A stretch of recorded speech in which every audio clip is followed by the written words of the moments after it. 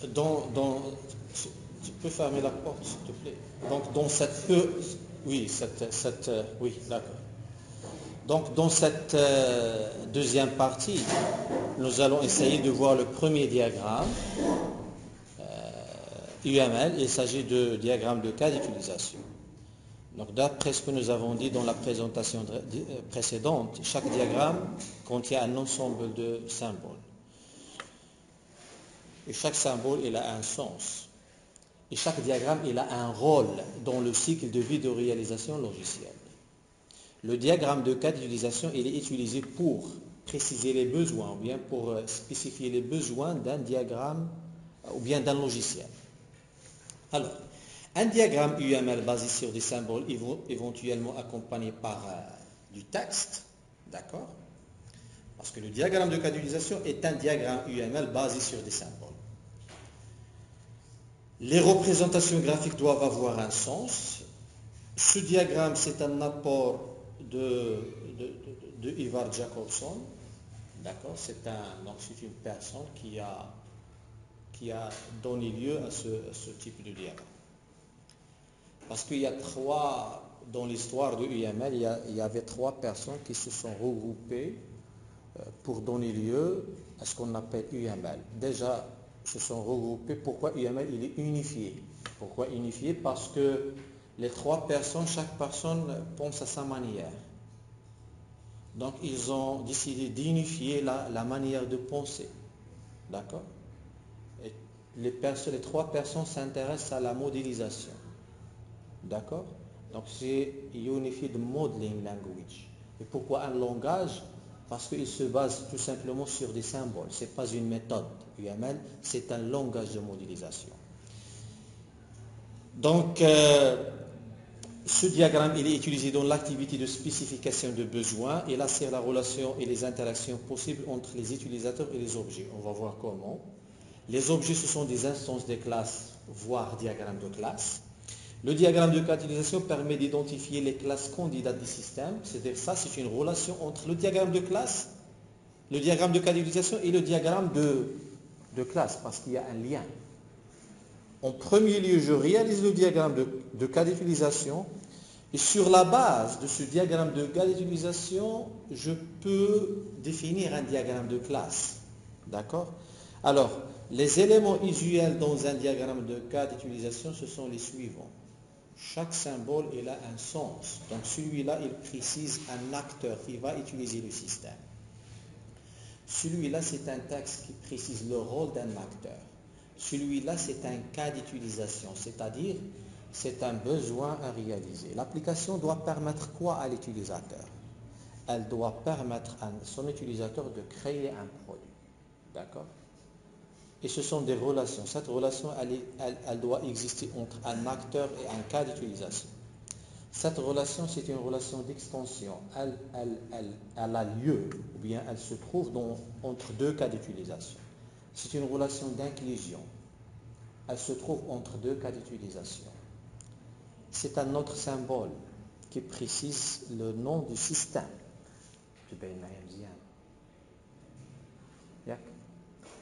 Donc ça, c'est un symbole qui précise le système. Dans la suite, je vais essayer de regrouper ces éléments-là dans un diagramme pour donner lieu à un sens global. Et on va essayer d'interpréter ce diagramme sur la base des symboles.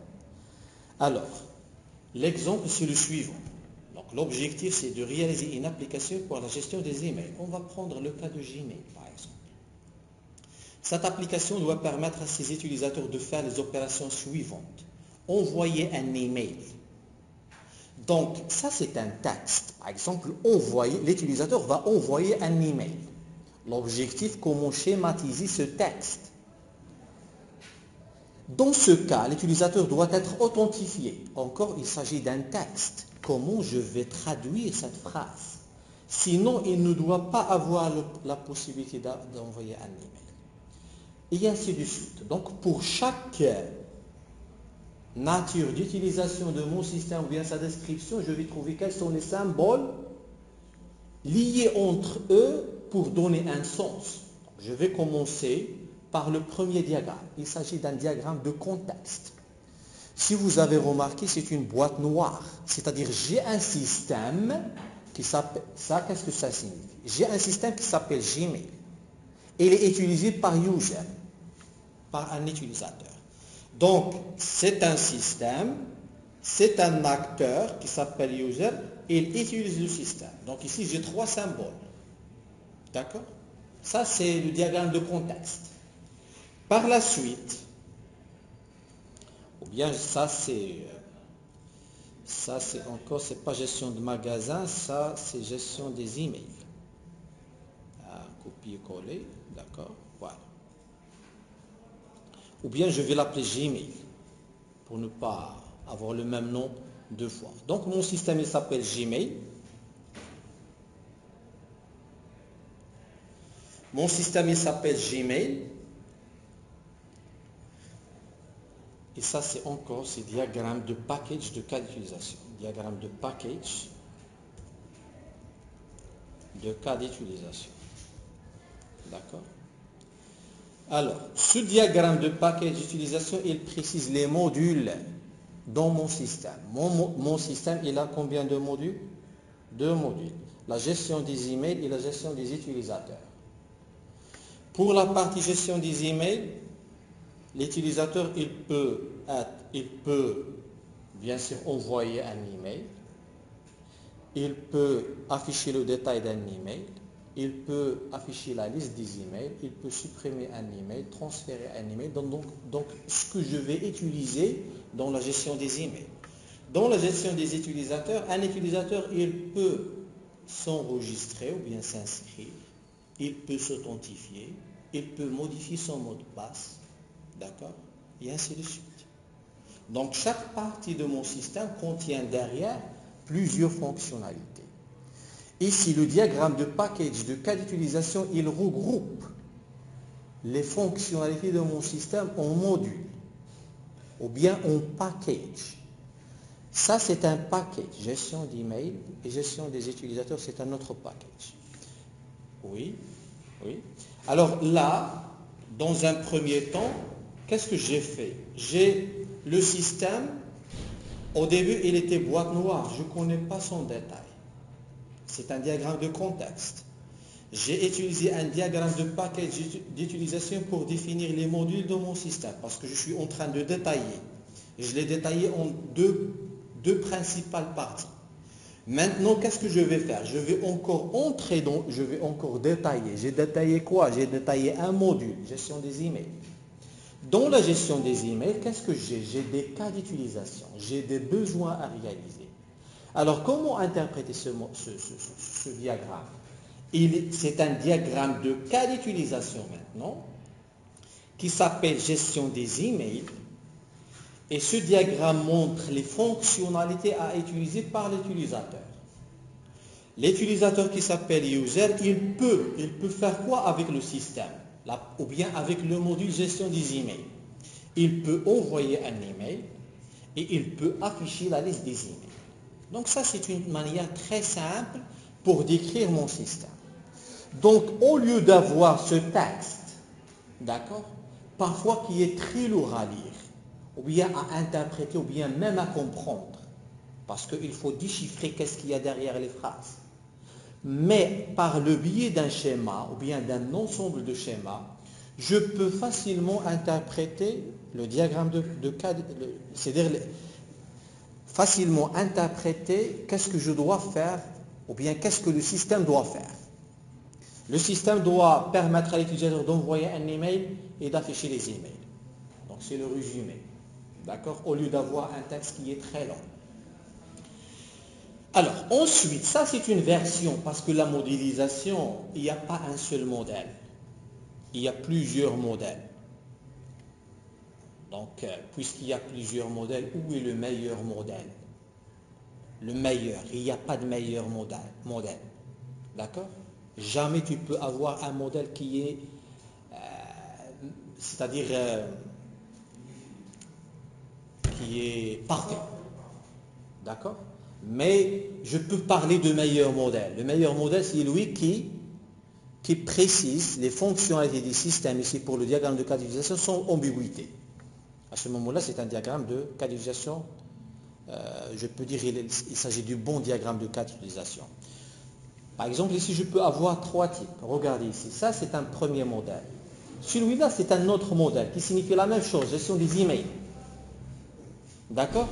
Les deux modèles décrivent la même chose, mais j'ai deux modèles différents. Peut-être celui-là, il est un peu détaillé par rapport au précédent. Donc, quel est le détail qu'il apporte? Comment interpréter ce modèle-là? J'ai apporté autre élément graphique. Alors, cet élément graphique, c'est un cas d'utilisation qui précise la fonctionnalité qui s'appelle envoyer email. Celui-là, c'est une autre fonctionnalité qui s'appelle afficher l'email. Donc, l'utilisateur, il peut réaliser cette fonctionnalité, il peut réaliser cette autre fonctionnalité. C'est un symbole cas d'utilisation, c'est un autre symbole cas d'utilisation, c'est un symbole acteur, c'est un symbole association. D'accord? L'association se trouve entre l'acteur et le cas d'utilisation. Alors ici, il faut préciser qu'il y a des règles à respecter. Si tu ne vas pas utiliser les symboles dans le bon endroit, soyez sûr que vous allez présenter de l'ambiguïté. Et UML, elle est venue pour éviter l'ambiguïté et pas la mettre en place. Donc il faut finalement maîtriser l'utilisation des symboles graphiques. Alors, ici, je vais ajouter autre symbole graphique. Il y a un autre symbole. C'est quoi ce symbole-là? C'est une relation qui existe entre un cas d'utilisation et un autre cas d'utilisation. Cette relation, c'est une relation d'inclusion, mais elle a finalement un sens. Qu'est-ce que ça veut dire? Pour envoyer un email, je dois être authentifié. Ou bien pour que l'utilisateur puisse envoyer un email, il doit être authentifié. D'accord? C'est-à-dire, qu'est-ce que j'ai fait? J'ai traduit cette phrase. Envoyer un email, dans ce cas, l'utilisateur doit être authentifié, sinon il ne peut pas. Voilà. Donc j'ai traduit ce texte-là vers des symboles. Nous, les informaticiens, une fois voir ces liens-là ou bien ces symboles, je dois interpréter de manière unique le sens de ces symboles-là. Ils ont maintenant un sens global parce qu'ils sont reliés entre eux. D'accord? Alors, l'utilisateur, il peut aussi afficher un email, mais pour afficher les emails, il doit être authentifié. Maintenant, j'ai un autre symbole graphique. Regardez, le sens ici, il est inversé. Il faut faire la différence entre l'inclusion et l'extension. Regardez le sens.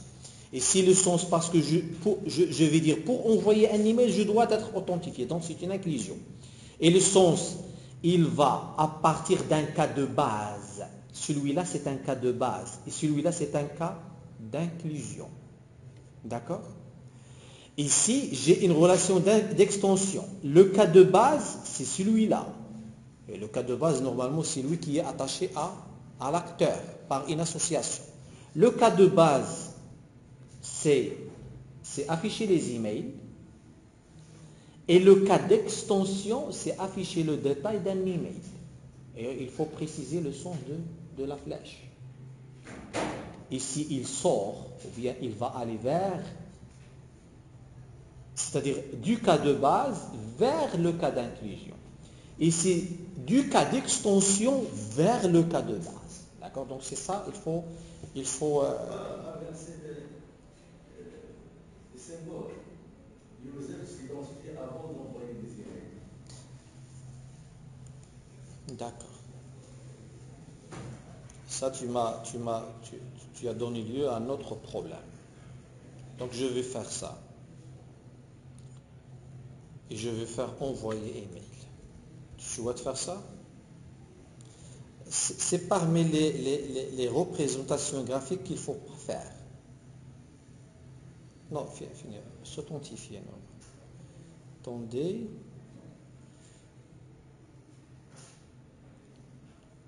Non, de toute façon, je vais faire celui-là. Je vais faire s'authentifier.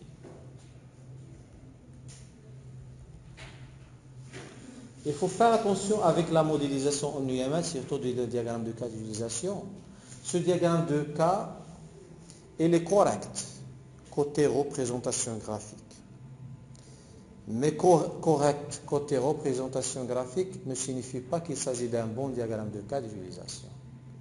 Parce que ici, comment je vais interpréter? L'objectif de l'application, c'est permettre à l'utilisateur l'authentification.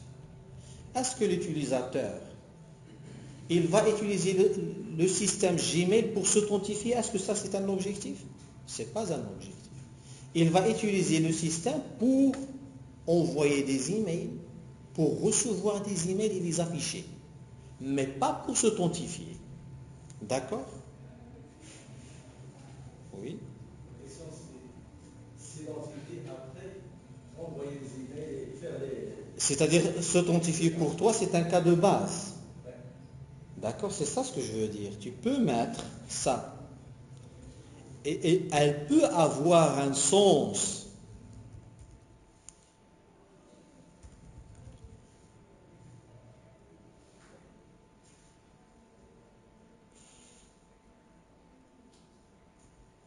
Attendez.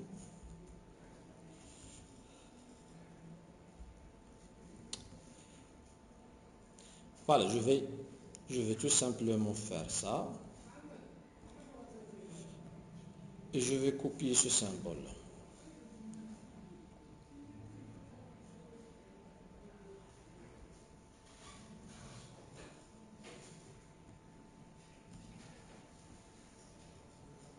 Supposons c'est ça. Donc c'est ça ce que tu veux dire. C'est bien ça. Je dois m'authentifier, après je peux envoyer un email. La représentation graphique ici, elle est correcte. Mais le sens n'est pas bien... D'accord? Parce que le cas de base, c'est s'authentifier. C'était comme si tu vas dire, l'utilisateur utilise le système pour s'authentifier. Non, c'est pas bien. Et par la suite, s'il veut, il envoie un email. Non, c'est pas ça. Il vaut mieux dire, l'utilisateur utilise le système pour envoyer des emails. Mais pour envoyer un email, il doit être authentifié. Pour faire les tâches sur les emails, il doit s'identifier et après... Ok. Je vais dire une autre chose, et je vais l'ajouter ici. Parce que c'est bien, la définition, c'est bien. Moi, j'ai essayé de résumer ça. Le diagramme de cas d'utilisation n'exprime pas l'ordre. N'exprime pas l'ordre. D'accord? Pour exprimer l'ordre,